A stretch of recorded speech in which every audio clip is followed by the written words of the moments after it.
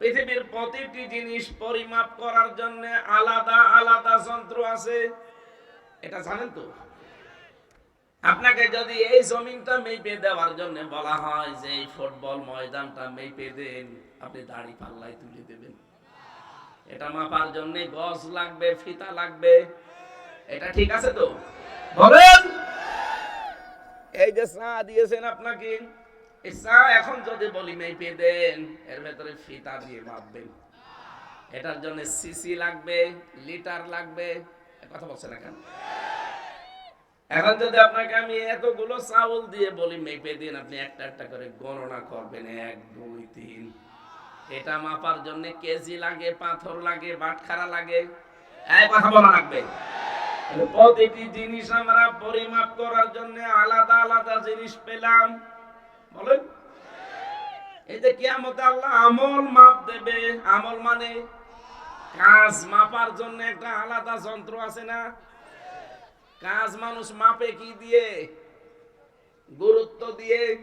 গুরুত্বের ভিত্তিতে কাজ মাপা হয়।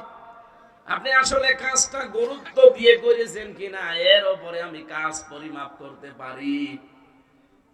নবীজিকে আল্লাহ যে মিজান দেখিয়েছেন, আসলে বিষয়টা আমরা অনেকেই জানিও না, চিন্তাও করি না। কিয়ামতের দিন আল্লাহ মিজানে মাপ দেবেন, ঠিক আছে, কিন্তু সেটা মাপ হবে গুরুত্বের ভিত্তিতে। এখন এই যে স্টেজ বানিয়েছেন, এই কথা বলেন কোন কারণ? আপনি গুরুত্বপূর্ণ একটা বিষয় আপনি খেয়াল না করে বাইরে যেতে গিবত করবেন। বসেন। এই স্টেজটার ভেতরে গুরুত্বপূর্ণ কি আছে আর গুরুত্বহীন যেগুলো না হলেও স্টেজ হয়। এই যে খুঁটি আছে 4টা আর সামিয়ানা, এই 2টা গুরুত্বপূর্ণ। এখানে গুরুত্বহীন অনেক জিনিস বসে আছে, এই যে আমি না থাকলেও কিন্তু স্টেজ হবে, হবে না? স্যার না থাকলেও স্টেজ হবে।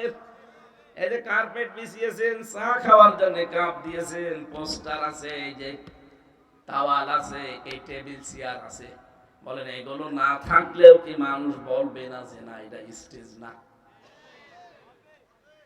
কিন্তু খুঁটি যদি না থাকে, সামিয়ানা না থাকে, তাহলে এখানে গুরুত্বপূর্ণ 2টা জিনিস পেলাম, খুঁটি, সামিয়ানা। এই 2টা আসল, এই 2টা না থাকলে কোনো পাগল এটাকে স্টেজ বলবে না। কিন্তু বাকি যা আছে এগুলো না থাকলেও অসুবিধা নেই। আরো জোরে। এই পৃথিবীতে আল্লাহ কোরআনে কারিমের ভেতরে 500 শরীয়তের বিধান দিয়েছেন। কয়টা? আরো জোরে। 6666টি আয়াত, এটা প্রসিদ্ধ। 6236টি আয়াত, এটা বিশুদ্ধ।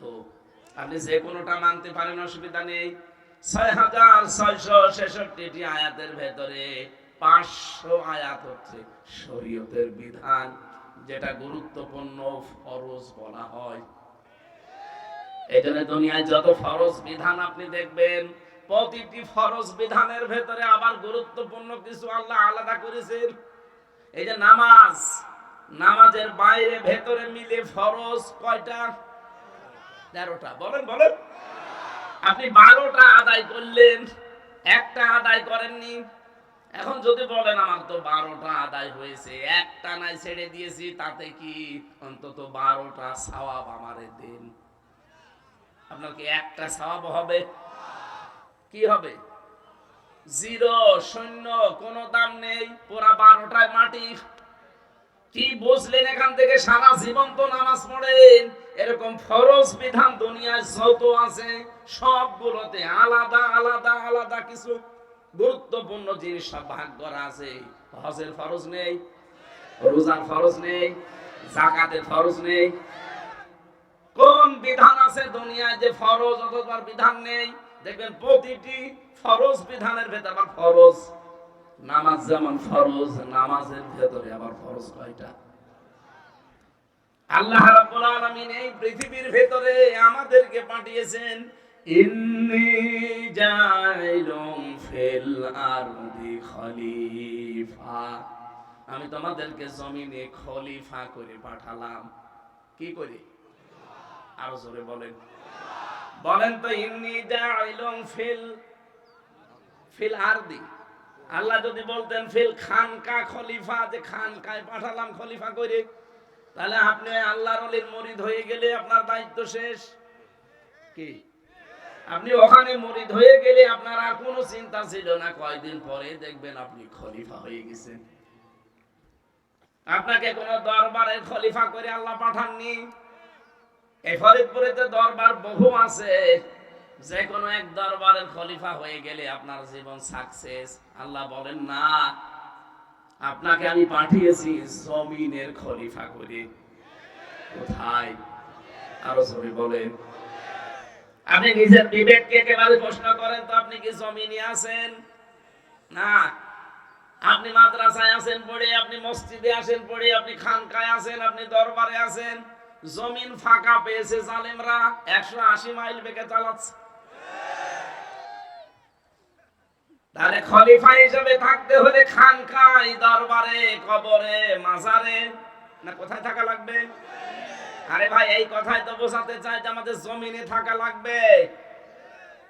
জমিনে থাকতে গেলে অবশ্যই যারা এতদিন জমিন দখল করেছিল তাদেরকে উৎখাত করতে গেলে একটু ঝামেলা হতে পারে। সেই ঝামেলা সামনেও হতে পারে, কথা বলে না কেন? আবহমান কাল থেকে হয়েছে, এখনো হচ্ছে, সামনেও হবে। কারণ আল্লাহর খলিফা এ জমিনে আল্লাহ পাঠিয়েছেন। জমিনে আমরা ছিলাম না, এজন্য জমিন ফাঁকা ছিল, জালেমরা মন মতো চালিয়েছে।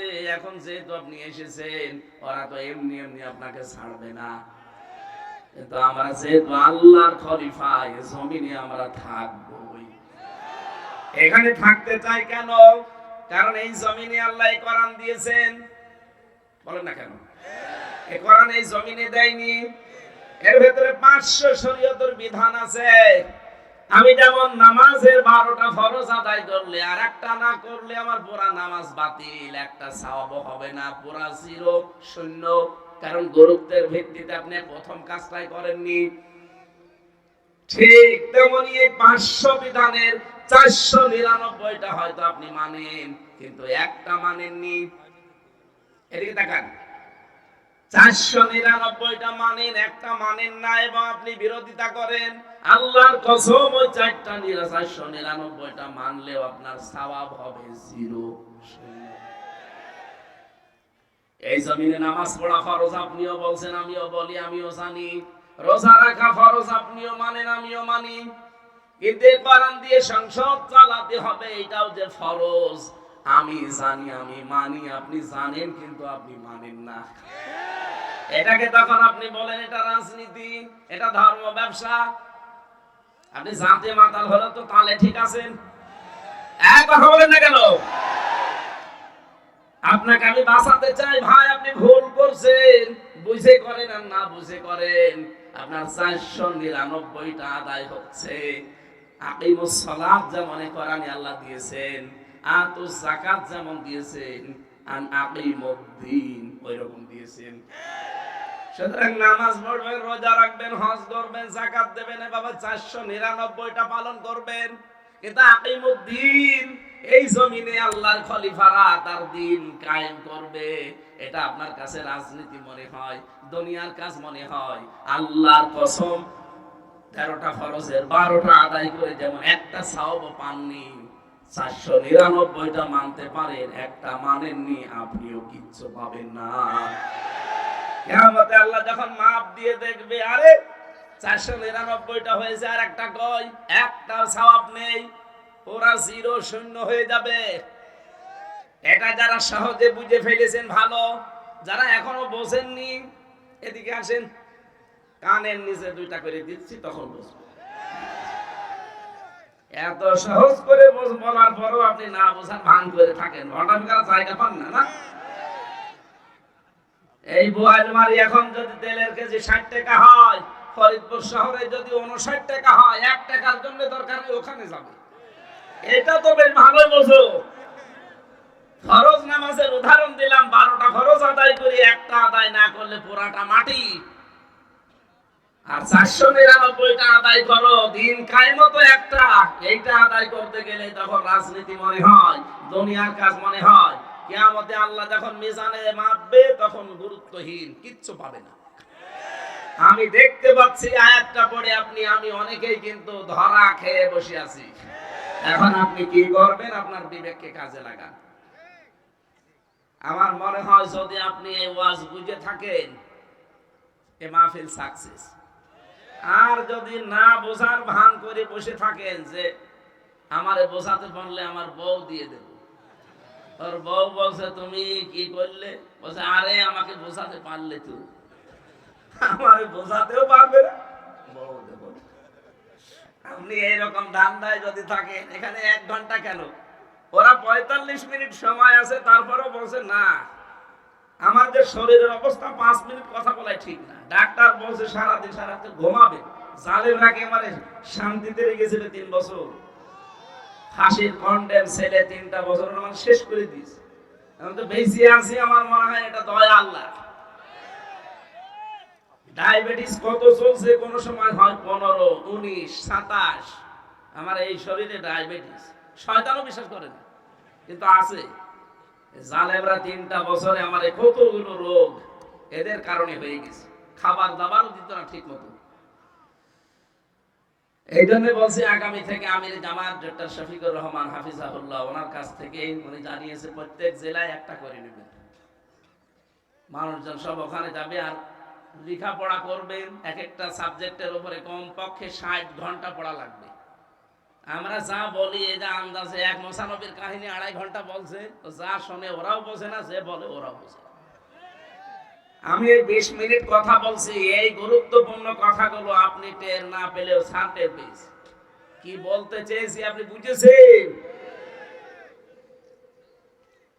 এরপরেও যদি কেউ ভুল করেন, সত্যি কথা বলছি, আপনি কিন্তু কিয়ামতের মিজানের পাল্লায় মাপ দিতে গিয়ে ওই নামাজ ফরজের যে উদাহরণ দিলাম, 12টা আদায় করেছিলেন, একটা আদায় করেননি, তাহলে পুরাটা 0 বা 0, আপনারও কিয়ামতে 0 বা 0 হবে। তখন আফসোস করে লাভ হবে?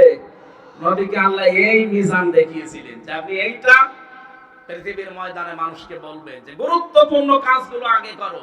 আর আমরা ওইটাই আপনাকে বোঝাতে আসি যে নামাজ যেমন গুরুত্বপূর্ণ, দিন কায়েম করাও গুরুত্বপূর্ণ। এই দিন যদি বাংলাদেশে কায়েম হয়ে যায়, এই দেশে তখন চাঁদাবাজি করার লোক পাবেন না। দিন কায়েম নেই, এই জন্য বাংলাদেশে এখনো চাঁদাবাজ আছে না নেই? আগে ছিল তো 180 মাইল বেগে চালা, 90 মাইল বেগে চলছে। সেদিন এক লোক গিয়েছে এক জজের কাছে চাঁদা চাইতে গাইবান্ধায়, নারায়ণগঞ্জের বন্দরে গেছে রাত 12:30টার সময়। ওরা বলছে যে আমরা এত রাতে চাই চাঁদা চাইতে, মানুষ টের পায় কি করে?